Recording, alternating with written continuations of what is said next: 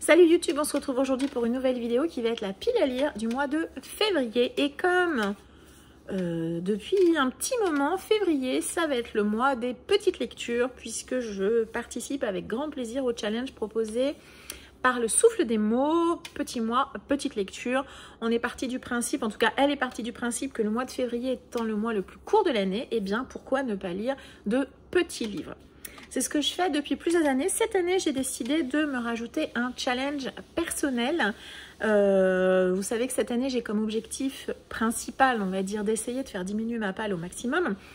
Donc, j'ai décidé cette année de me challenger en m'obligeant, entre guillemets, à lire un titre par jour. C'est-à-dire qu'à la fin du mois de février, je devrais avoir lu un objectif. Mon objectif, en tout cas, c'est de 28 titres, 28 jours, 28 titres.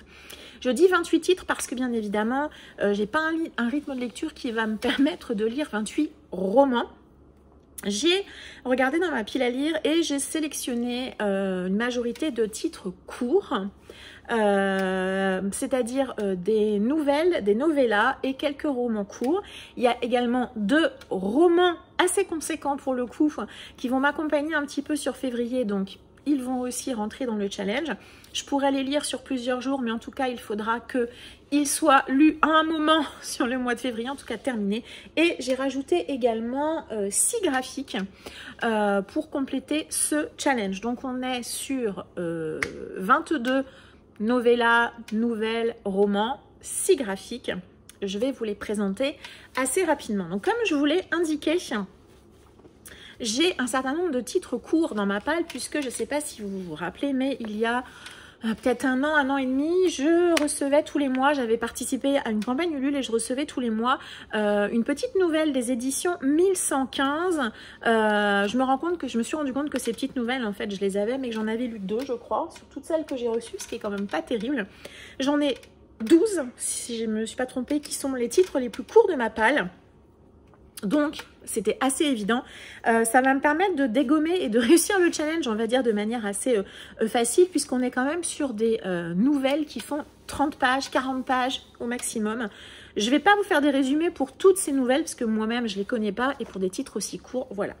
Donc, j'ai d'abord Album culte de Louise Roulier. Louise Roulier, je ne l'ai jamais lu, mais ça m'intéresse fort, puisque elle a écrit Grain de sable, je crois, chez Critique.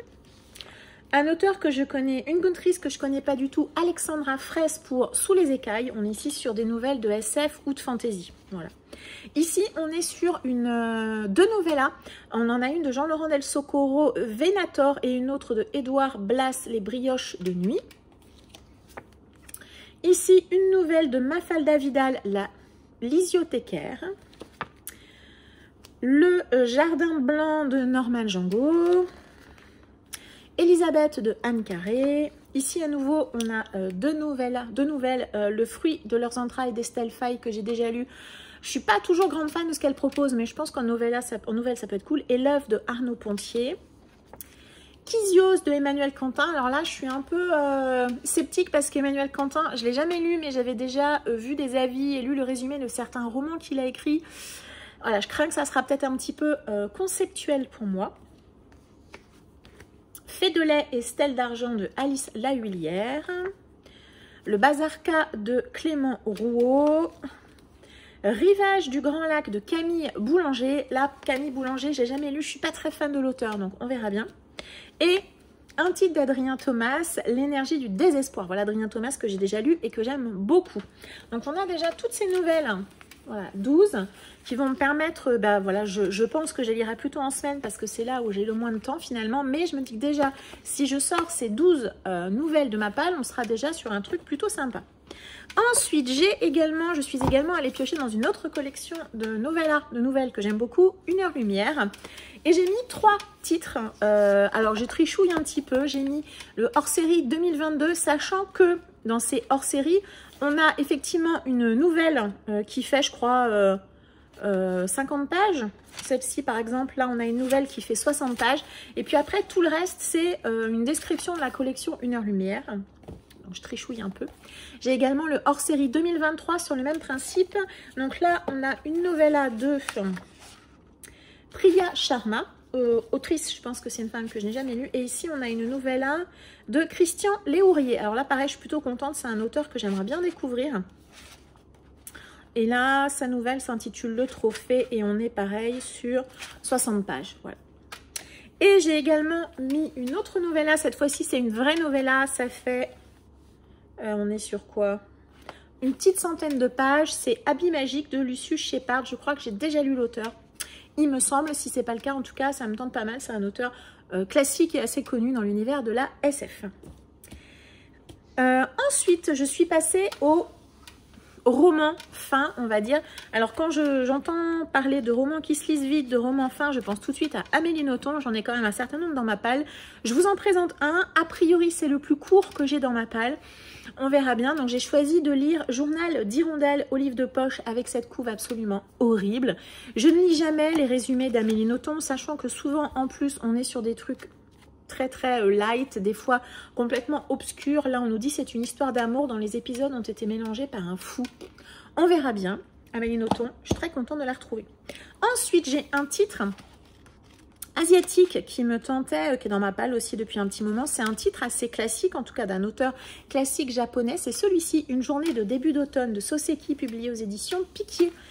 Roman qui fait pareil, 90 pages je crois, mais on a voilà des espèces de... Alors peut-être pas de novella, mais des textes qui ont écrit à différentes époques par Soseki. Voilà, et à chaque fois on a voilà, des choses comme ça. Donc voilà, pareil, officiellement ça fait 90 pages, mais je pense qu'en vrai on est peut-être à 80, c'est plutôt pas mal. J'ai cette petite nouvelle depuis longtemps que j'avais mis de côté, tout ça. Je voulais absolument avoir lu Les Aventuriers de la Mer avant de le lire. C'est Retour au pays, prélude à l'Assassin Royal et aux Aventuriers de la Mer de Robin Hobb. Je l'avais eu en Emmaüs, je crois, ce titre-ci. Je ne sais pas exactement à quel endroit ça se situe, si ce n'est qu'il fallait avoir lu Les Aventuriers de la Mer pour pouvoir apprécier pleinement et peut-être comprendre certains éléments de ce texte. On est sur un texte qui fait, là on est un petit, oh là là ça va être gros, 121 pages. Voilà, mais je me dis que sur un week-end c'est plutôt sympa à lire. Alors là c'est un titre, j'ai mis des post-it parce que je veux pas avoir de problème avec YouTube. C'est Val sanglante de Violaine de Carnage. C'est publié chez Gore des Alpes je crois. Alors Violaine de Carnage c'est toujours, pour le titre que j'ai lu, c'est assez gore, assez trash, assez violent, assez agressif.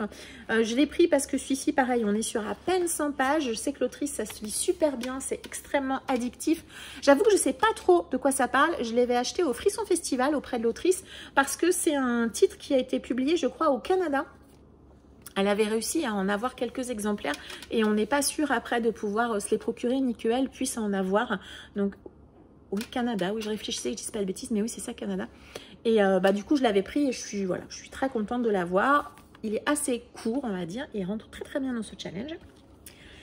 Et pour les novellas, j'en ai mis deux qui m'intriguent. Comme ça, je me dis que je pourrais me faire un avis sur la série. Si ça me plaît, j'achèterai les autres. Si ça me plaît pas, je m'arrêterai là. J'ai deux titres de Nguivo publiés aux éditions de la Talente. Donc j'ai L'impératrice du sel et de la fortune. Et j'ai le tome 2, Quand la tigresse descend de la montagne. Ce sont des titres voilà, très courts. Mais voilà, si ça le fait, j'achèterai la suite. J'ai été raisonnable, hein. J'ai pas acheté la suite tout de suite. On est sur un titre qui fait 120 pages, mais voilà, il y a des grandes marges, voilà, c'est assez aéré. Donc pareil, je pense que ça peut se lire, voilà, ça me paraît assez raisonnable. Je sais pas trop de quoi ça parle, je les ai pris, vous vous doutez, pour le côté asiatique de ces titres. Il me semble qu'on est ici dans des espèces... peut-être pas de réécriture, mais d'histoires racontées à la façon de contes. Donc j'ai laissé deux tomes là. Je crois que pour le moment en France, il y en a 4. Il me semble avoir vu sur Goodreads qu'il y en avait à minima un 5e et peut-être un 6e annoncé, on verra bien. Il me semble que ça se lit plus ou moins indépendamment, en mode tome compagnon. Voilà. En tout cas, je veux me lire ces deux-là pour me faire ma propre idée. Si jamais j'aime pas le tome 1, bien évidemment, je ne lirai pas le tome 2, je le remplacerai par un autre titre. Mais en tout cas, c'est mon objectif. J'ai ensuite 2 romans qui sont prévus en lecture commune et que forcément je vais les lire. Alors si sur les titres que je viens de vous présenter, il y en a quand même pas mal qui pourront être lus sur une journée. Ce que je vais vous présenter, c'est pas possible, mais c'est pas grave. J'ai calculé de manière à ce que, eh bien, il compte sur une journée, probablement le jour où je l'aurai terminé, si je ne me loupe pas. Je vais donc poursuivre avec Dorian la lecture commune de La Guilde des Ombres. On va se lire le tome 2 qui s'intitule La Grande Traque, publié chez Pocket. Alors, c'est le tome 2. Par contre, en vrai, c'est la moitié du premier, la fin du premier tome. Voilà, le premier tome a été découpé en 2 et celui-ci, c'est la fin. C'est un roman qui fait 800 pages. Le tome 1, je l'ai lu très vite, vraiment très très vite, extrêmement addictif. J'ai beaucoup aimé le tome 1, beaucoup aimé l'univers politique proposé. Je sais qu'ici, il va y avoir quelque chose qui ne va pas m'emballer puisque clairement, on nous annonce du spicy, beaucoup de spicy. J'ai dit à Dorian, c'est pas grave, je le lirai plus vite. Voilà, mais apparemment, faut pas non plus trop passer parce qu'il y a des informations qui se glissent comme ça dans les scènes spicy. On verra bien. Voilà, j'ai cru comprendre également que celui-ci était le moins bon de toute la série. Je l'espère, enfin je l'espère, non, j'espère aimer en tout cas et qu'on poursuivra avec Dorian. On a choisi, comme en vrai il s'agit du même tome, voilà, de lire le tome 1 en janvier et le tome 2 en février. Les tomes 3 et 4, on les lira probablement un petit peu plus tard dans l'année, pas forcément dès le mois de mars, j'entends. Mais voilà, donc ce mois-ci, il faut que je lise également ce titre-ci, suite de saga, c'est cool. Et une autre suite de saga qu'on va se lire également avec Monsieur Cabric, c'est Lucas de Franck Tillier, publié chez Pocket. Donc on suit toujours nos enquêteurs Franck Charcot et Lucie Hennebel. Je ne vais pas lire la 4e parce que je ne veux pas me spoiler. C'est une série que j'aime vraiment beaucoup. On est, alors pas tout à fait, enfin si, ça c'est le tome 11 et après je crois qu'il nous reste que La Faille qui est parue en poche, donc on sera à jour. Voilà, ce tome-ci, je pense le faire probablement partie en audio, partie en papier. Mais voilà, je suis extrêmement contente de retrouver Franck Charcot, Lucie Hennebel, sachant que l'année dernière, on les a un petit peu marathonnés. En tout cas, on en a lu 4 ou 5, il me semble. Là, forcément, il nous en reste que 2 en poche. Donc, on va lire celui-ci en février. Et puis, La Faille, je pense peut-être plutôt sur le second semestre. Bref, je suis très contente de retrouver Franck et Lucie. Est-ce que Tillier va continuer à les faire souffrir? C'est fort probable. Donc là, je vous ai présenté tous les romans, novellas et nouvelles qui sont dans la pile à lire de février. Et je vais terminer par les 6 graphiques que j'ai choisis. Et j'ai pris du comics, du manga et de la BD. Comme ça, j'alterne un petit peu de tout. J'ai d'abord choisi en comics Les Seigneurs de Bagdad de Brian Keevaughan et Nico Henrichon. Toujours chez Urban Collection Nomade, cette petite collection de format poche que j'aime beaucoup. J'avoue que je ne sais pas trop de quoi ça parle. Je l'ai pris parce qu'on n'était pas sur du super-héros et que c'était un one-shot. Les Seigneurs de Bagdad, je ne sais pas. Je trouvais le sujet... Je me dis que le sujet va probablement être intéressant. Et franchement, les dessins sont de toute beauté. Vraiment, les dessins sont magnifiques. Vraiment, vraiment magnifiques. Donc voilà, j'espère que je vais aimer ce titre. Mais en tout cas, voilà, je suis ravie. C'est un titre assez court. Vous voyez que j'ai continué de jouer le jeu, même avec les graphiques. J'ai mis également en manga une duologie. J'ai mis la duologie Les Amants Sacrifiés de Masami Kakizaki. Ça, c'est tiré d'un roman, je crois. Il me semble que ça a été adapté en film. Ou alors c'est un film adapté en manga. Je ne sais plus, en tout cas, je sais qu'il y a d'autres supports qui existent. Je les ai choisis également parce qu'ils sont assez courts. Je vais, si je ne me plante pas à nouveau, les lire sur un week-end. Je ne vais pas lire la 4e. Je ne veux pas trop me spoiler. Alors, je les avais achetés principalement parce que j'aime beaucoup le style de l'auteur. C'est une duologie. Vous savez que j'aime bien les titres assez courts. Et ici, on va être dans les années 40. Voilà. Après la Seconde Guerre mondiale. Voilà. J'aime vraiment beaucoup le style de l'auteur. Donc, c'est pour ça que je me les étais procurés. Voilà. Hop. Toujours un manga. Alors, je vous disais que j'ai pris des titres courts. Voilà, j'ai l'antagoniste parfait. J'ai 2 énormes briquettes que normalement, je devrais faire en lecture commune. Donc, normalement, avec Dorian, on se lira, on devrait Si jamais on ne le lit pas, j'aurais pas de mal à le remplacer par un autre graphique. Probablement qu'on va se faire le tome 9 de City Hunter de Tsukasa Ojo. Donc là, j'ai pris le tome 8. Non, je ne me suis pas trompée de tome, juste que je n'ai pas encore acheté le tome 9, tout simplement. Je l'achèterai au moment où, avec Dorian, on se décidera à le lire. Si c'est en février, eh ben, je l'achèterai. Voilà, et je le lirai. Et puis sinon, je l'achèterai plus tard. Voilà, donc normalement, le tome 9 de City Hunter. Donc on poursuit la série. Et le tome 2 de Naruto de Masashi Kishimoto, publié chez Kana, j'ai eu un doute. Et celui-ci, on le lit en lecture commune avec Monsieur Cabric et Lado Vintage. Voilà, donc là, on est aussi sur une briquette. Je suis très contente de redécouvrir ce titre en version papier, puisque moi, je n'ai vu que l'animé, je n'ai jamais lu le manga. J'ai beaucoup aimé le tome 1, même si Sakura est absolument insupportable, mais c'est très agréable en fait de retrouver une histoire que l'on connaît, mais dans son support originel. Et j'avoue que j'ai tendance à avoir les musiques de l'animé quand je lis ce manga, puisque voilà, comme j'ai dit, moi j'ai démarré par le manga, mais voilà, j'aime vraiment beaucoup Naruto et je suis contente vraiment de replonger dans cette histoire. Et le dernier titre de cette pile à lire, c'est un graphique tout court, puisque j'ai choisi de mettre le jour où je me suis choisi de Becca, Marco et Maëla, publié chez Bamboo Édition. Ici, on est sur une série axée sur le développement personnel. C'est le tout dernier tome publié, c'est-à-dire le 8e tome. Chaque tome est une histoire complète et vous pouvez le lire quasiment indépendamment, même si moi, comme d'habitude, je vous recommande quand même de les lire dans l'autre parce qu'il y a des personnages que l'on retrouve sur certains tomes, notamment ici. Voilà. Les couleurs sont extrêmement douces et il y a certains tomes que je préfère à d'autres, bien évidemment, mais celui-ci, je l'ai eu pour mon anniversaire et je suis très contente de l'avoir. Je l'ai mis de côté, j'allais dire, pour le bon moment et je pense que février sera parfait pour découvrir ce titre. Voilà, je vous ai donc présenté les 28 titres qui composent ma pile à lire du mois de février. Challenge, petite lecture, mais également challenge perso, hein, voilà, puisque voilà, je pense que j'ai plutôt bien géré.